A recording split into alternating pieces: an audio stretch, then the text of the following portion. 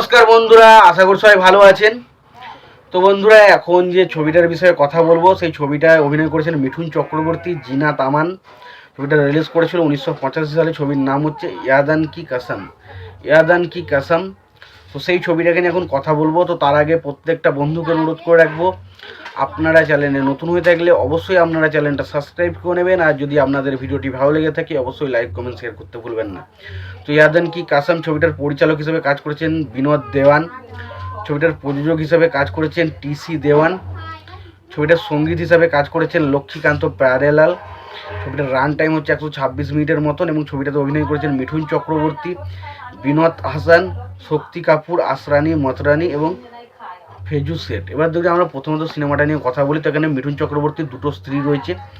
তো মিঠুন চক্রবর্তীর এখানে যে নায়িকাটা রয়েছে, যার নাম আমি কি বললাম একটু আগেই, যে জিনাত হাসান, তো তার দুটো ক্যারেক্টার এই ছবির মধ্যে আমরা দেখতে পাই। প্রথমত মিঠুন চক্রবর্তীর সাথে যে ক্যারেক্টারটার প্রথম বিয়ে হয়, যেটার নাম হচ্ছে চাঁদনি, এবং সেই সময় মিঠুন চক্রবর্তীর সাথে তার একটা ভালো সম্পর্ক গড়ে ওঠে। খুব সুন্দর একটা সিনেমা দেখে। হঠাৎ কিছুক্ষণ পর আমরা দেখতে পাই যে যে তার যে বউ চাঁদনি বলে যে বউটা, সে কিন্তু একটা দুর্ঘটনার সম্মুখীন হয়। তারপর থেকে তাকে আর খুঁজে পাওয়া যায় না।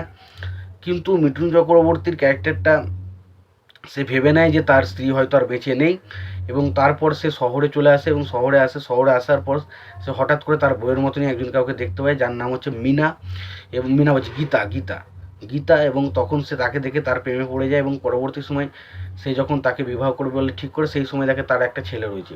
এই ছেলেটা আসলে কে এবং ছেলেটা এলো কোথা থেকে, এবং ছেলেটা আসার পর তাদের জীবনে কী কী সমস্যা হচ্ছে সেটা নিয়ে সিনেমা, যেটার নাম হচ্ছে ইয়াদান কি কাসাম। ইয়াদান কি কাসাম সিনেমাটা, এবং এটা পুরোপুরি একটা ফ্যামিলি এন্টারটেইনার সিনেমা। এখানে পুরো অ্যাকশন প্যাক, বলতে অ্যাকশন সিনেমা নেই বললেই চলে, তবে অ্যাকশনের ওপর ছবিটা ফোকাস রাখা হয়নি।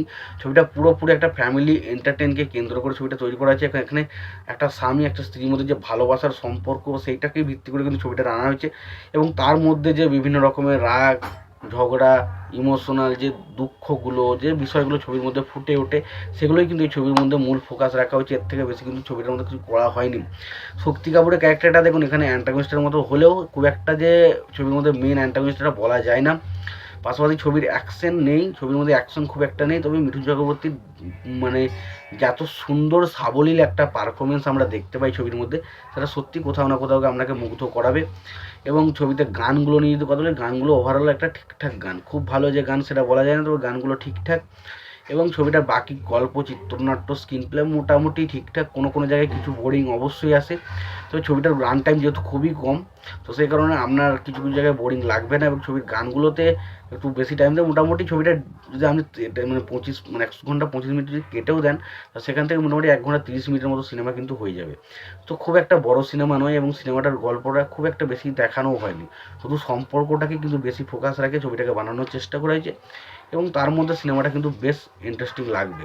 এবার যদি আপনারা মন দিয়ে দেখেন, যদি আপনারা ভাবেন যে সিনেমাটা শুধু এন্টারটেনমেন্ট করার মতো আসবে না, মাঝে মাঝে দেখছেন তাহলে হয়তো আপনার সিনেমাটা নাও ভালো লাগতে পারে। বাট আপনি যদি সিনেমাটা শুধুমাত্র মন দিয়ে ভালো করে দেখেন, তাহলে কোথাও না কোথাও সম্পর্কের যে বিষয়গুলো কিন্তু আপনাকে আকৃষ্ট করতে পারে।